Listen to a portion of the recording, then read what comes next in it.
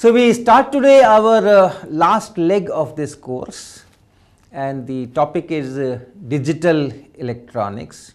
The kind of circuits, the kind of devices, the kind of units we had been talking so far, be it an oscillator or an amplifier or a p junction diode used as LED or photodetectors or solar cells.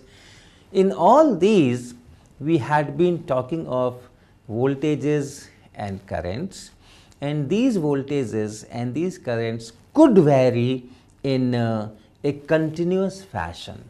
That means the signals that we were applying, those signals were also in terms of voltages, and they were varying continuously as a function of time. They could take various values which could change from one end to the other end, similarly for output and all those things. And each value has a significance, each value.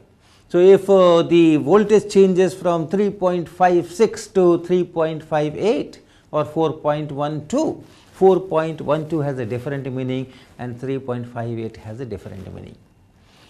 For example, I am speaking and the sound is being converted into voltage signal by the microphone.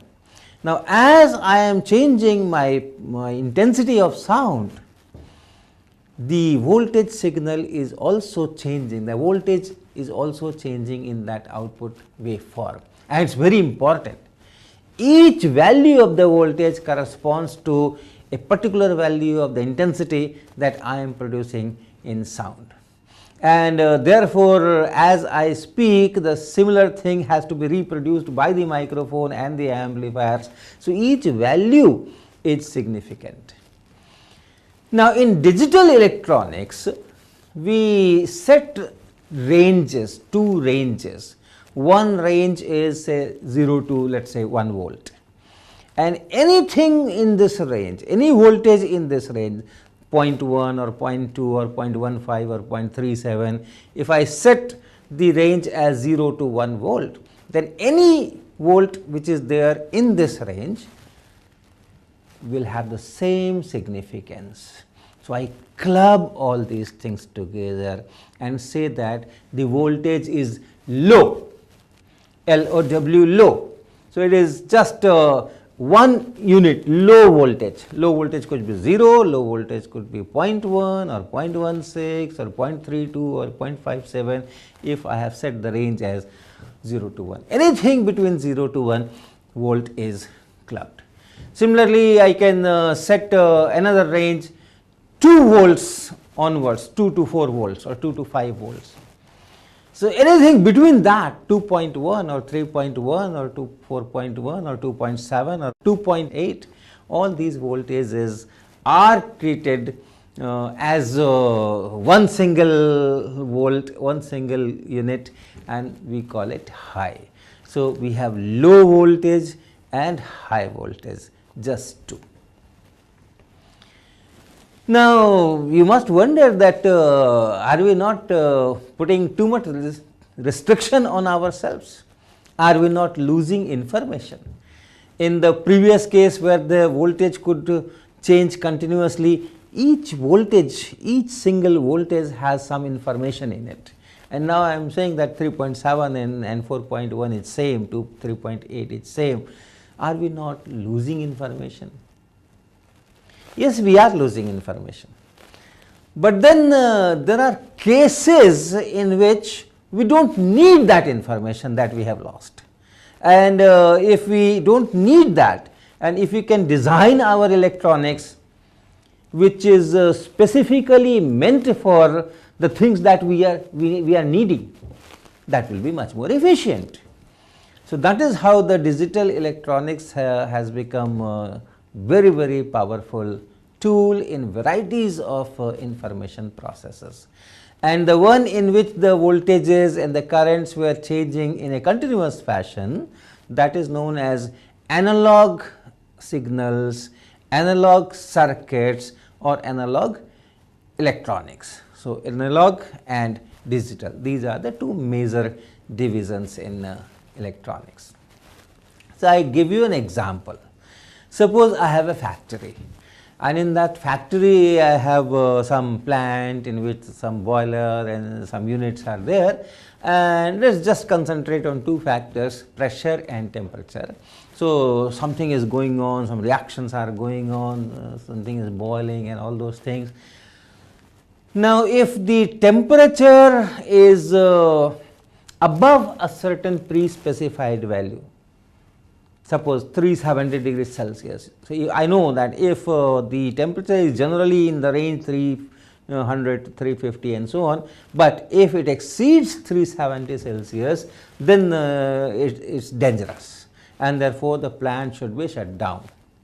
Similarly, pressure, there is some predefined pressure, 20 atmospheric pressure, 15 atmosphere, some predefined pressure. If the pressure goes above that, then there is danger and it should be shut down, and I have to design a circuit to see that pressure does not exceed 370, this temperature does not exceed 370 degrees Celsius, and pressure does not exceed that 15 atmospheric pressure, and if they do, then the plant should be shut down.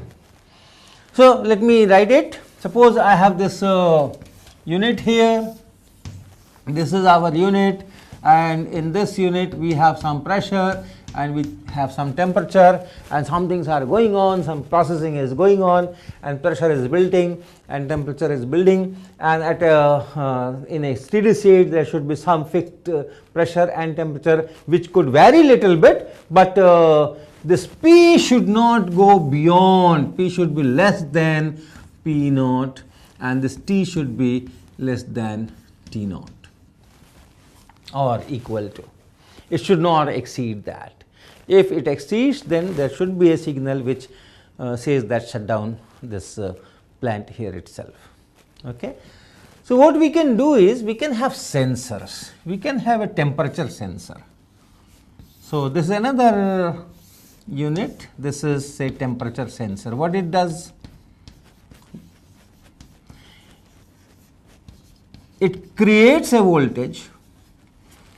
It creates a voltage corresponding to the temperature. Different temperatures will create different voltages, like thermocouple. Okay, in thermocouple,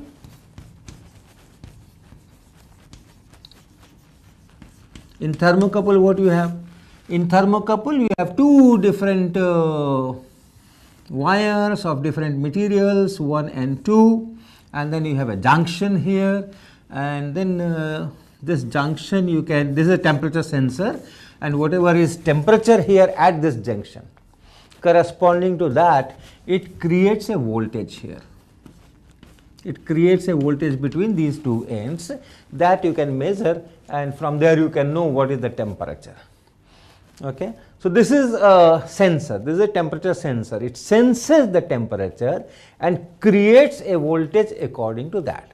More the temperature, higher is the voltage created, and vice versa. So, this is an analog, this is an analog circuit, this is an analog sensor. It creates a voltage which is which can continuously vary. The temperature can continuously vary and the voltage can continuously vary, and each value of this voltage is significant. Each value of this voltage is telling me what is the temperature at that instant. So, this is this gives me voltage. This gives me a voltage, let us say Vt, a signal, a voltage signal here, of course analog.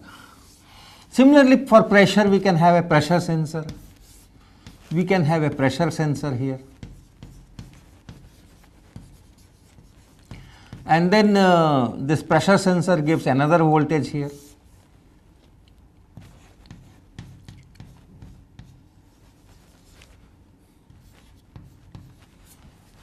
Now, there are circuits called comparators. So, this comparator circuit, what it does is, this is called comparator.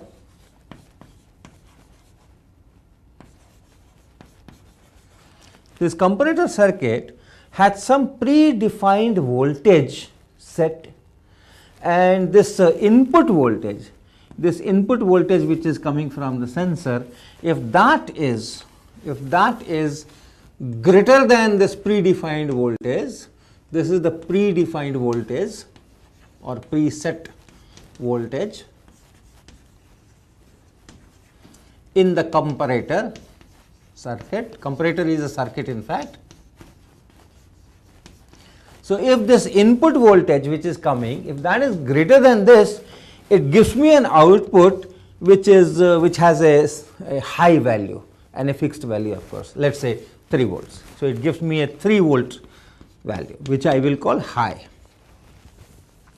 And if this V is less than V naught, then it will give me a low voltage, a 0 voltage or some 0.1, 0.2 voltage. So, that is low. So, it can give me high, it can give me low, depending on how much is this voltage here. If it is more than this V naught, and this V naught I can set corresponding to that limit T naught. Suppose 370 degrees Celsius. So, I know at 370 degrees Celsius how much will be the voltage created here. So, I can put that as the preset value.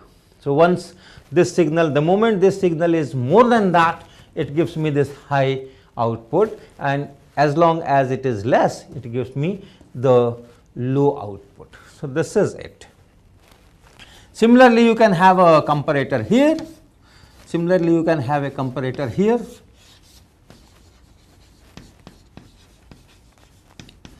And for pressure also I can set a value, preset value. If it can withstand 15 atmospheric pressure, for 15 atmospheric pressure, how much will be the voltage? So, that I can preset here, and the moment this voltage coming, this is the input of this comparator. If it is more than that, it gives me high, otherwise it gives me low. Now, I have two signals, I have two voltages. Now, I have two voltages which can be either high or low. Each of this can be 0 or around 0, or say 3 volts or around 3 volts. So, once I have these two signals, now I should have a circuit which can process these, which can tell that okay, if any one of them is high, then a signal is created which gives me an instruction to shut down the plant. So, I need a circuit here, and this is that digital circuit I am talking of. This is that digital circuit which takes digital signals, and which gives me an output, digital output. So, that is the digital circuit. It takes digital input. Digital input means the input voltage is not continuously varying, and it does not have to analyze them value by value. It is coming either low or high, and then it gives me an output which is also either low or high, and from this I process. Now, I am not losing any information. I need to know when to shut down this plant, when the pressure is exceeding, when the temperature is exceeding, when this danger alarm has to ring. For that, it is perfect. I am not losing any information. It is doing its job. So, this is how that digital circuits are made, which can take several outputs, 1 output, 2 output, 3 output, which can take several inputs, 1 input, 2 input, 3 input, and so on, and all in digital form. That means the voltages which are going in this circuit on the input side, they are either high voltage or low voltage, 0 or whatever I said, 3 volts. 0 or 3 volts, and if there is some variation over that, if it is 3.05 or 3.07 or 2.9, whatever, little bit variation, this circuit knows that okay, this is high and this is low, and then according to the need, there may be several outputs also, and they are also in the digital form. So, that is the meaning of digital electronics. Another very important area where this digital electronics is needed is our arithmetic calculations or processing of information. All our calculators, all our computers, they work on these binary number processing. Our calculators, we multiply things, we divide things, we do all kinds of calculations. In computer also there is a lot of calculations involved. So all these need binary numbers. All the mathematics, all the arithmetic is done in terms of digits, and these digits are digital. Digits, even if it is 4.7, I have digit 4 and 7. This is digital. So entire mathematics is done with that, and digital circuits are needed to process all these mathematics, all this arithmetic in calculators and computers and these devices. So I will be talking a little bit of this arithmetic also, because slightly different. It is binary arithmetic or binary calculations. We use our decimal systems. Instead, computers and calculators use binary system 0 and 1. So let me talk a little bit about that. So in the decimal system, you have 10 symbols to use, and of course India has the credit to invent this system, which is so widely used, and the symbols are 0, 1, 2, 3, 4, 5, 6, 7, 8, 9. So these are the 10 symbols on which this entire arithmetic is done. And if I count things, that is how the first lesson in arithmetic is given, counting things. So you remember your textbook of mathematics of class 1 or nursery or KG, where you have some pictures where one flower is there, and then the symbol 1 is written, then 2 flowers are there, and then the symbol 2 is written, and so on. So these are used for counting.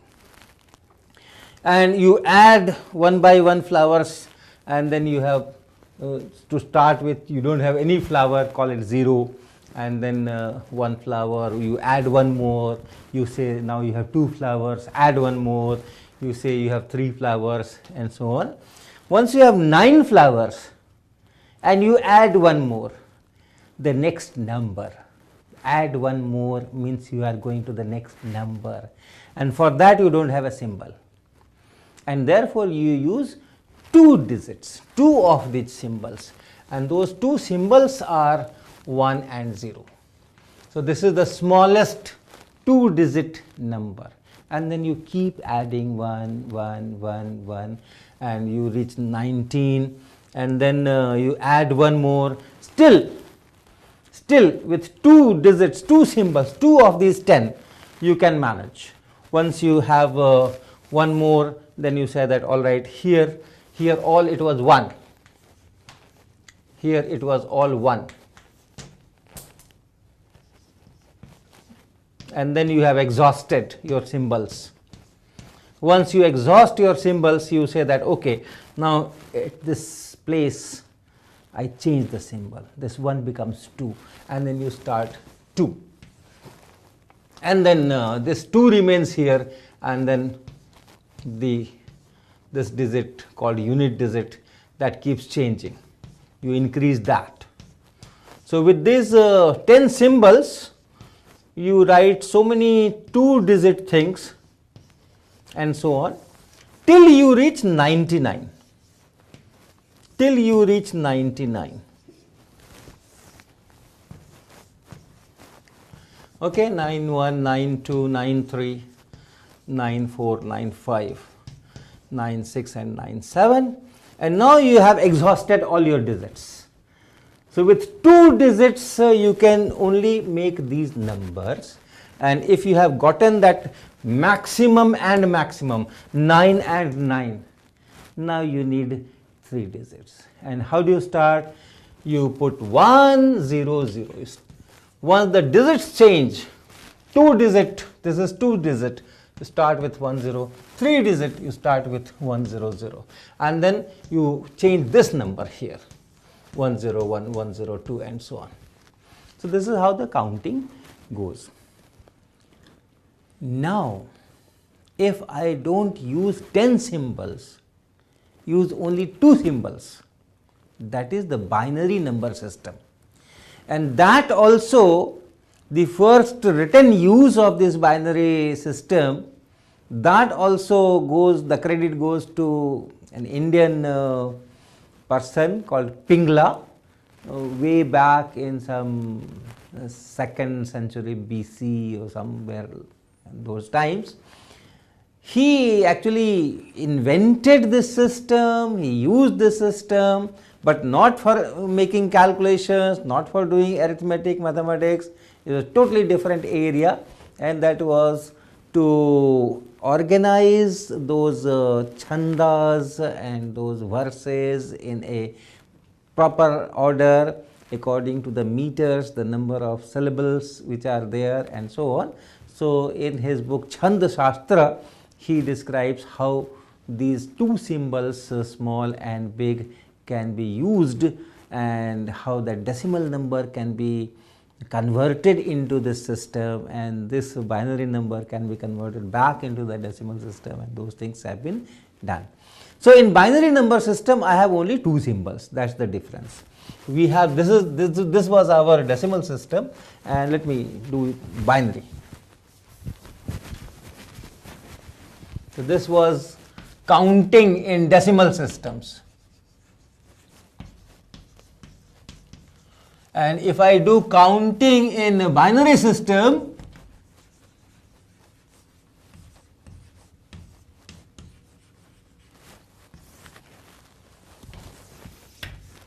think of the first book of arithmetic, counting, but using only 2-digit symbols.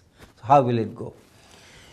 If you have one flower, you will make a picture of flower, and then you will say it's 1. If you do not have any flower, you will call it 0.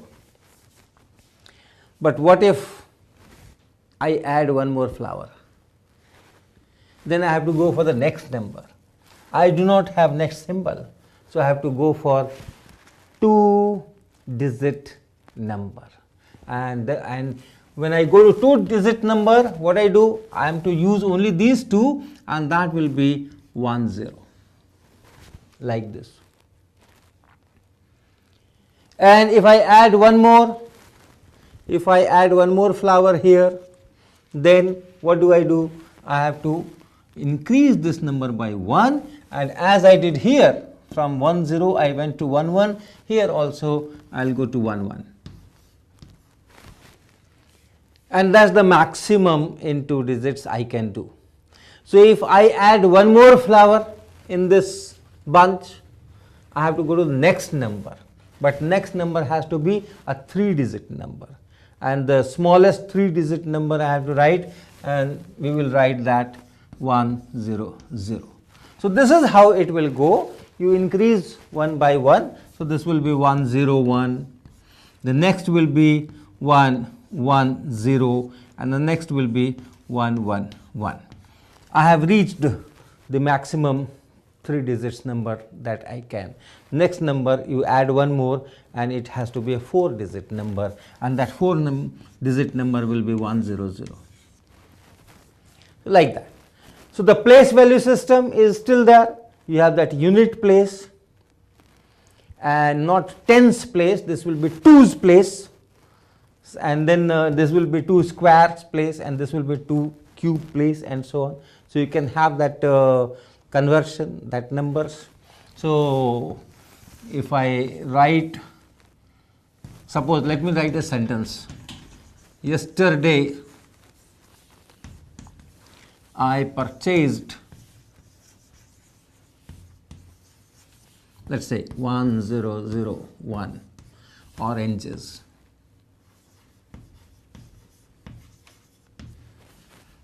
At 101 oranges in the morning.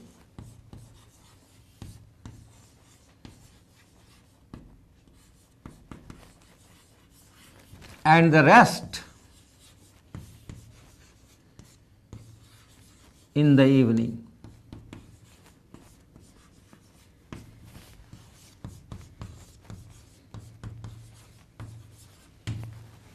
Okay. So, if it is decimal system, I must be some kind of a Superman or a divine person like that. I can do whatever I like. But if it is binary system, it is very natural for us. Place value. So, this is 1, this is 2, this is 2 square, this is 2 cube. So, if I talk in decimal, the equivalence is this is 8 and this is 1, 9. I purchased 9 oranges, perfectly all right, normal. And then I ate 101 oranges. So, this is 1, this is 2, this is 2 square. So, 1 here and 4 here. So, I ate 5 of them here, and the rest is how many? What is rest? The rest is 100. 1 place, 2's place, 2 squares place. So, this is 4, decimal 4. Right.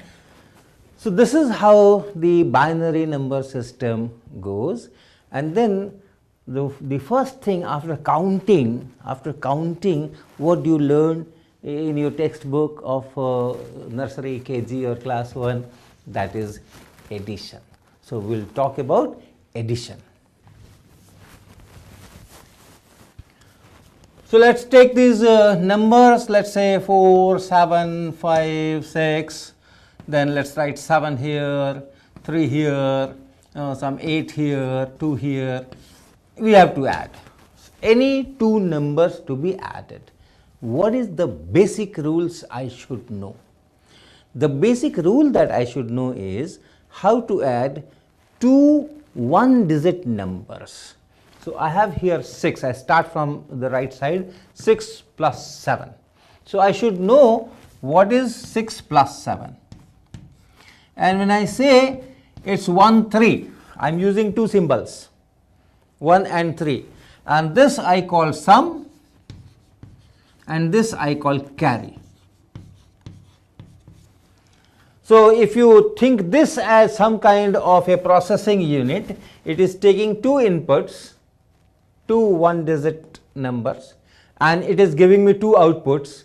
One is this unit place and one is this tens place, and we say sum and carry. Sum we write here and this carry we write here. Then it is 1 plus 5. I have to do this 1 plus 5. 1 plus 5. And that is 6. So, essentially here also you have this is the sum and this is the carry. And then this thing is to be added in this. So, the sum has to be directly added here and the carry has to go somewhere else, but here the carry is 0. So, our life is simple. So, that 6 is to be added here, and once again 6 plus 3 is 9, 0, 9, sum is 9 and carry is 0. So, that 9, that sum comes here and the carry goes here. Once again 0 plus 7. So, you can see at every step I need to know what is that one digit number plus one digit number, and that again gives me 0, 7. So, the sum is 7 and the carry is 0. So, that sum is to be added here, the carry is to be added next to this number which is not here. So, that is it, and therefore, the 7 plus 8, and that 7 plus 8 is 1, 5. So, this is the sum, this is the carry, and so sum I will write here and the carry I will write here. Then once again 1 plus 4 and same story, then 5 plus 2, same story, 7, and the process ends. Okay. So, essentially to do addition of any numbers, however long the number may be, I need the addition of two one-digit numbers, and the same holds for binary number system also. In decimal I had 10 symbols, and then you have so many combinations of these digits. Here it is two numbers, so those combinations will be much less, but we have to essentially do these things. So, we will do this in the next lecture and see how a circuit can be designed for that.